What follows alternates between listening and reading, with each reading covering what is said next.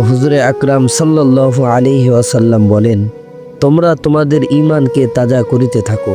সাহাবারা বলিলেন, হুজুর, আমরা কিভাবে ঈমানকে তাজা করিব? হুজুর সাল্লাল্লাহু আলাইহি ওয়াসাল্লাম উত্তর করিলেন, লা ইলাহা ইল্লাল্লাহ বেশি বেশি করিয়া পড়ো। অন্য হাদিসে আছে, ঈমান পুরান হইয়া যায়, যেমন কাপড় পুরাতন হইয়া যায়, কাজেই তোমরা তোমাদের ঈমানের নতুনত্ব লাভের জন্য দোয়া করিতে থাকো। অর্থাৎ পাপের দরুন ঈমানের শক্তি কমিয়া যায় এবং পুরাতন হইয়া যায়। একটি হাদিসে আছে, মানুষ যখন কোনো পাপ করে তখন একটি কালো দাগ তাহার অন্তরে পড়িয়া যায়।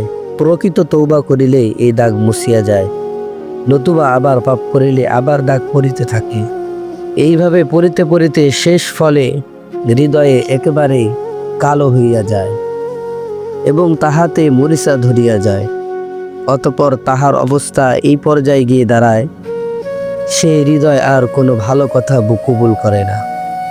একটি হাদিসে আছে, 4 বস্তু মানুষের অন্তরকে বরবাদ করিয়া দেয়। 1 নম্বর হলো আহাম্মকের সহিত মোকাবেলা করা, 2য় নম্বর হলো অতিমাত্রায় পাপ করা, 3য় নম্বর হলো মেয়ে লোকের সহিত বেশি মেলামেশা করা, 4র্থ নম্বর হলো মৃত লোকদের সহিত অনেকক্ষণ বসা। কেহ জিজ্ঞাসা করিল, মৃত লোকের অর্থ কি?